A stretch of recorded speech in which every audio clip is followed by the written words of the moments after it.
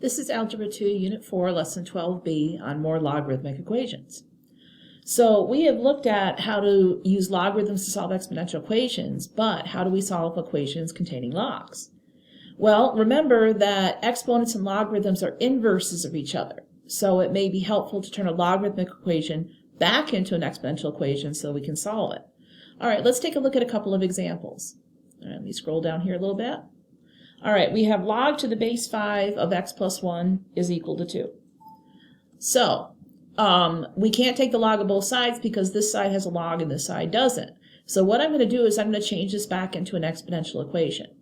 All right, so what's my base? Remember, this is the base. So this is 5.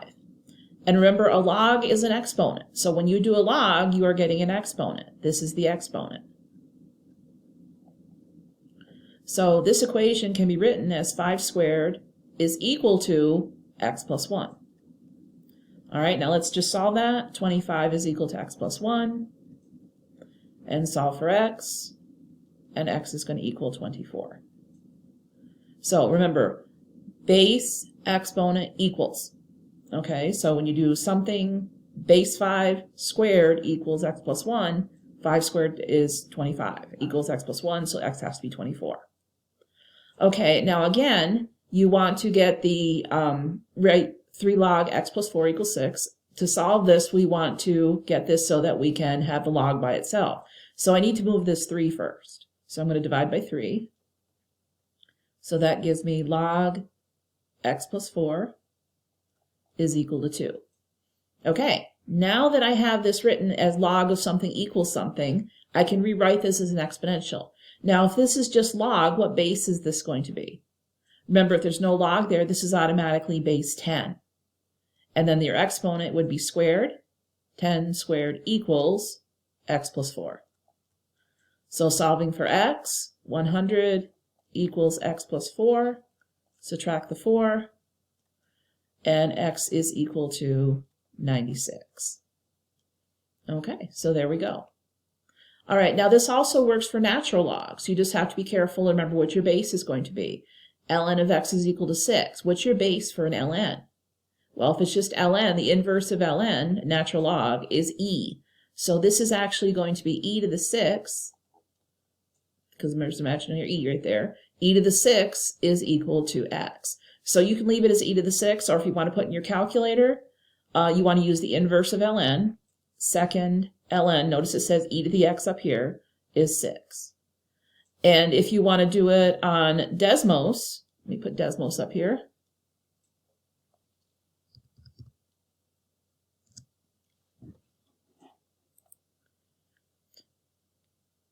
All right, for Desmos, all you have to do is just type in e to the 6. So just use letter E under ABC right here.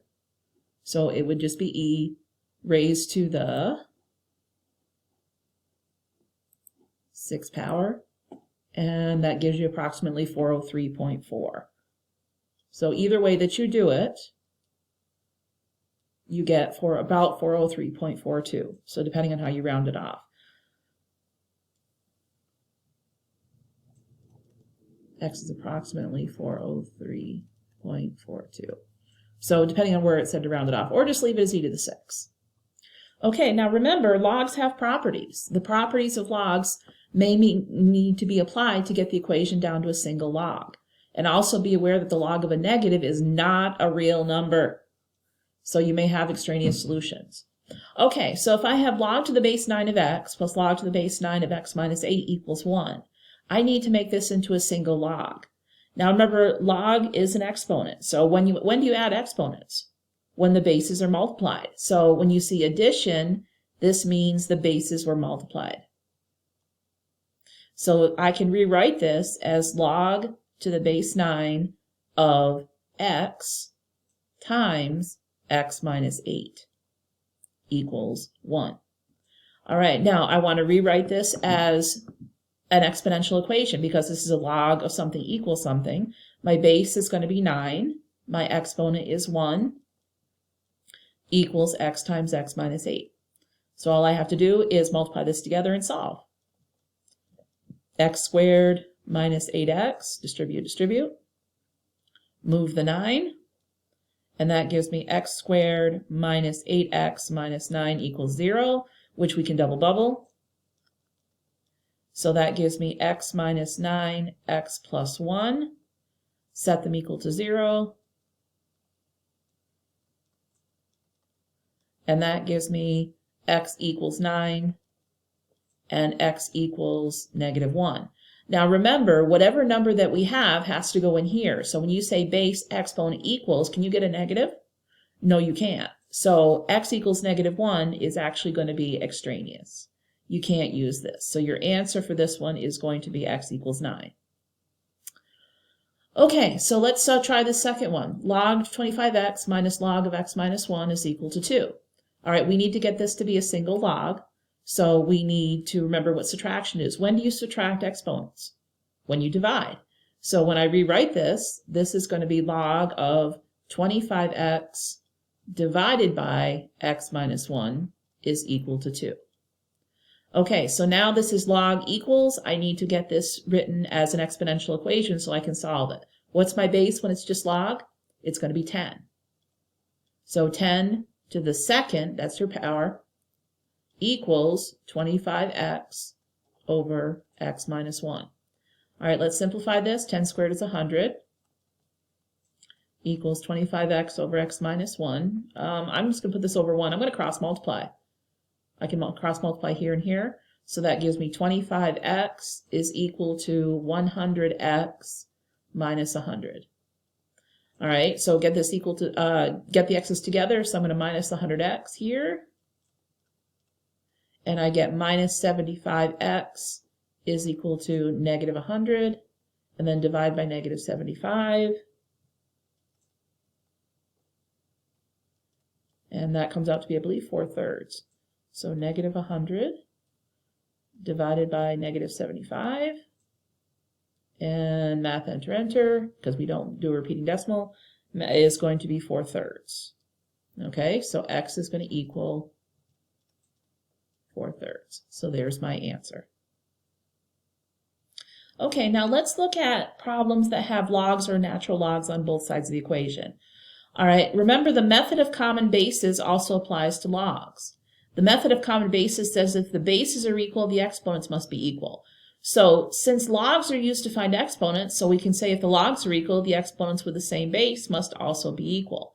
So pretty much what we're saying is, if we have log of x equals log of 1 minus x, this over here would be 10 to the log of 1 minus x, that would be the exponent, is equal to, this side over here would be 10 raised to this. So if the bases are equal, the exponents must be equal. So all we have to do is set this part equal to that part. So x is going to equal 1 minus x. So when you have logs on both sides, all you have to do is set this part equal. Okay, so x is equal to 1 minus x. Solve for x, add the x on both sides, and we get 2x is equal to 1, divide by 2, and x is a half. Okay, and again, if the logs are on the same side, if you can get it down to a single log equals a single log, then you just set them equal to each other. All right, so if we have log to the base 2 of 8x minus log to the base 2 of x squared minus 1 equals log to the base 2 of 3, we need to get this to be a single log. Since this is subtraction, this can be rewritten as log to the base 2 of 8x over x squared minus 1 equals log to the base 2 of 3. Okay, log to the base 2, log to the base 2, it's the same base, so all we have to do is set 8x over x squared minus 1 equal to 3. All right, let's cross multiply and solve. We get 8x is equal to 3x squared minus 3. Get it equal to 0 because this is a quadratic. So that gives me 3x squared minus 8x minus 3 is equal to 0. All right, I need to factor this. You can use the boxes or the bubbles, whichever one works for you. I'll do the box over here so you can see it. This is 3x squared. This is minus 3, gives me negative 9x squared. What are the factors of negative 9 that give you negative 8? Would be negative 9x and negative 1x. Or positive 1x, sorry. Those go in the boxes here. All right, do your GCF. Between 3x squared and 9x is 3x. Between 1x and negative 3 is plus 1. Between 3x and x is x. Between negative 9x and negative 3 is negative 3. So my factors will be 3x plus 1, x minus 3 is equal to 0. All right, set your factors equal to 0 and solve. 3x plus 1 is equal to 0. X minus 3 is equal to 0. 3x is equal to negative 1. Divide by 3. X is negative 1/3. All right, but we can't use negative 1/3, so this one's going to be extraneous. This one's just going to be x equals 3, and this one will work. So this one is extraneous.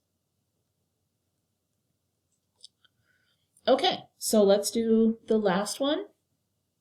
This also works for ln. If we have ln on this side and ln on this side, all we have to do is get a single ln on both sides, and we're all set. All right, so ln of 2x minus 3 plus ln of x minus 2, these are added, so originally it was multiplied. So this is ln of 2x minus 3 times x minus 2 is equal to 2 ln of x. All right, what was 2 ln of x originally? 2 ln of x was, if it's out front, it was originally an exponent. So this is actually going to be ln of x squared. So I can rewrite this by putting this back over here by the rules for exponents. Okay, so all I have to do is set this part equal to this part. 2x minus 3 times x minus 2 is equal to x squared. Okay, multiply this out. This gives me 2x squared minus 4 minus 3 is minus 7x, and then plus 6 is equal to x squared. All right, we want to get this equal to 0, so we minus the x squared. So that gives me x squared minus 7x plus 6 is equal to 0.